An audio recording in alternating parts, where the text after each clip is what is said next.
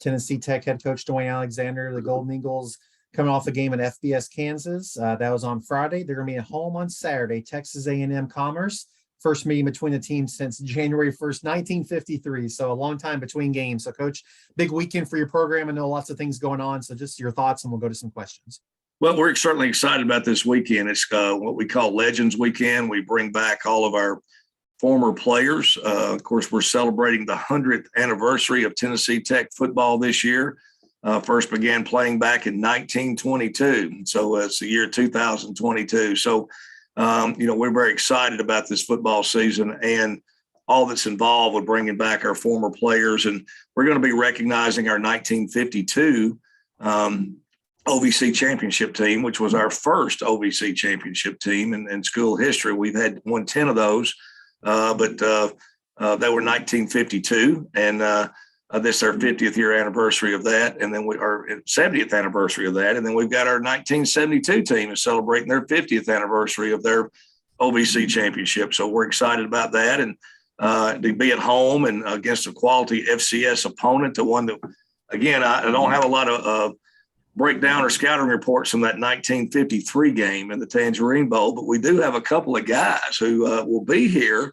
Mr. Sonny Allen and Ken Broyles, who actually played in that game, which I think is awesome. It's fascinating. They're both in their early 90s now, and they'll be back for Legends Weekend and live here locally, which is exciting. But, our guys fought hard last Friday night in Kansas. We played hard, played a very good opponent. They're a Big 12 opponent. And, we had some opportunities to score the ball. We had the ball in the red zone, 4 times, only came away with 10 points and gave up a special teams touchdown on a block field goal. So, that's always tough. Positives coming out of the game. We played 62 players in the game, which is always good to get game experience. We had 23 guys on a trip for the first time. So we got to place a bunch of our players, and we only turned the football over one time. That was a big issue with us last season. So we really took care of the ball well in the game.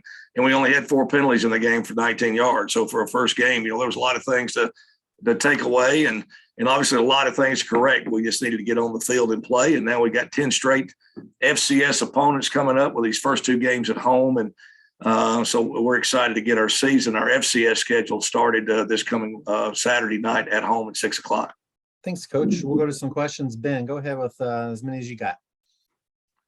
All right, Coach. Sorry, it seems like we haven't talked since media day, but here we go again. So you touched on it a little bit about the game on Friday, but just talk a little bit more about, moving forward, what are you guys going to be focusing on this week in practice moving forward from that loss on Friday, stuff like that? Well, I always allude to it, every time I talk early season, but in college football, you don't get that opportunity to have a scrimmage or any type of go against another opponent other than yourself. In the spring, you go against each other. In the fall, you do scrimmages. We bring in officials. We try to make it as game-like as we can, but it's still not a game. You're not, it's hard to simulate that when you're going against each other. Even trying to get special teams on and off the field, you're both on the same team when you're scrimmaging yourself, so you need that game. You need a game. It was good for our guy to go out and do the whole thing, the bus trip, the plane trip, the hotel, all the pregame warm-ups, all the stuff of getting on and off the field. And like I said, I was very pleased with that part of it. I mean, we had a few offensive communication things in the second half when we had some younger players in there, and some players have not played a lot in there, which is going to happen some. But, so we only had 4 penalties for the game for 19 yards. And, we took care of the ball. We had the 1 red zone interception on our end, which you never want to have. But other than that, I was pleased with, a lot of the things from the game. We played a very good opponent and, a group that, is going to keep getting better, a Big 12 opponent, with their play. So that's always tough, especially offensive front and defensive front. They were really solid, and we struggled there a little bit. We couldn't get any pressure on their quarterback. We didn't have a sack for the game. And, and they were able to get after us up front a time or two, but overall, I was pleased with our team. We kept fighting. We kept playing. We played hard second half, played all the way to the end. And, we've had a great week of practice and can't wait to play at home this week. And then, not a lot of info on the game in the 50s, but have you looked at any film on A&M Commerce, from maybe last season? What can you tell me about them now? Yeah, we have film from last season, to take a look at. They do have, staff. There's not been a lot of staff turnover. They have the same head coach, David Bailiff, a very experienced staff, an excellent staff. He was the head coach at Rice University for a number of years and has coached in the state of Texas for a long time, a really good football coach. And, have very experienced assistant coaches on the staff and, with a lot of, FBS, FCS experience. So, always, state of Texas now, always, man, they love football down there. A lot of athletes and, big commitment to football. And, they were a national championship team in Division II. So they're not moving up, to try to be mediocre. They want to move up. And like Lindenwood, Lindenwood moved up in our league. They had a lot of success, at the D2 level. They're moving up with every intention of having a great program, So, but been impressed with their team. They have a lot of team speed on both sides of the ball, and we have film from last year. Plus, they did play a game last week. They played an NAIA opponent. That they were just a lot better than. It's kind of hard to get a lot from the film. At least we did get to see them play, on tape. So we do have a game film on them. They have a game film from this year on us, and their other intel we have is from the previous year. So really, this is a game a lot like the first one.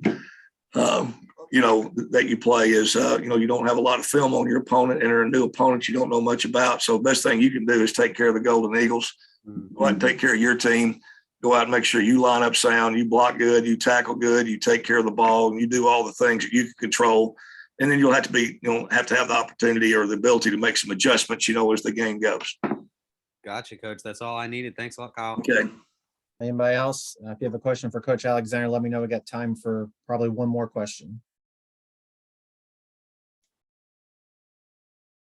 All right, I'll ask you one, Coach, and we'll let you go. So you had the Friday game. We talked about that last week. So you played Friday, you came home. Now you sort of got an extra day. Just talk about that uniqueness to the situation, and then playing on Saturday this week. Yeah, and you also throw in Labor Day in there, and us not having classes, So now we obviously played a 7:00 game in Kansas, and we did not end up making it to back to the airport, until well after midnight. And we pulled in here to Cookeville at like 4 a.m., on Saturday morning. So it was kind of, we unloaded the buses and all that kind of good stuff. It was about 5 a.m. before we all got out of here and got home. I gave our guys Saturday off. All they had to do was come in for anybody injured, do an injury, a training room check. And we did that on Saturday, gave the guys Saturday off. We came back in Sunday. And brought them in for meetings, watched the film, closed out the Kansas game, made any corrections we needed to make. We went out and had a practice for about an hour, just a good fundamental practice, and made some, went through corrections and anything that we could improve on from the previous game. And then Monday, we brought them back for weightlifting Monday afternoon, and then we had meetings with them last night to get ready for our practice this morning, because we're trying to just get on. We're trying desperately to get into a regular schedule, a weekly schedule, because playing on a Friday night, leaving on a Thursday morning, and school starting, none of that was normal. Labor Day, so we've tried to get on the deal where, our Sunday schedule, Sunday, Monday's off, Tuesday, Wednesday, Thursday, Friday, kind of how we do things and how we handle game day. And so the good news is we're going to have some continuity with that, starting this week. Then we turn around and just repeat the same thing next week. We have Sanford coming in here at home, a 6:00 kickoff. So we'll have the same schedule next week. So, we're trying to get out of that fall camp, preseason camp schedule, the dynamics of playing on a Friday night schedule, and get into our regular schedule for this week. And we were able to get a good start to that. And, this morning we were on the field at 6:45 a.m. this morning for a Tuesday practice, and our guys were there ready to go and had a great practice this morning. So, we feel like we've kind of got our schedule to settle down. We're into school, all that kind of stuff, and try to get some continuity here over the next 10 weeks. Well, Coach, thanks so much for your time this morning. Best of luck on Saturday, and we'll talk to you next week. Thank you.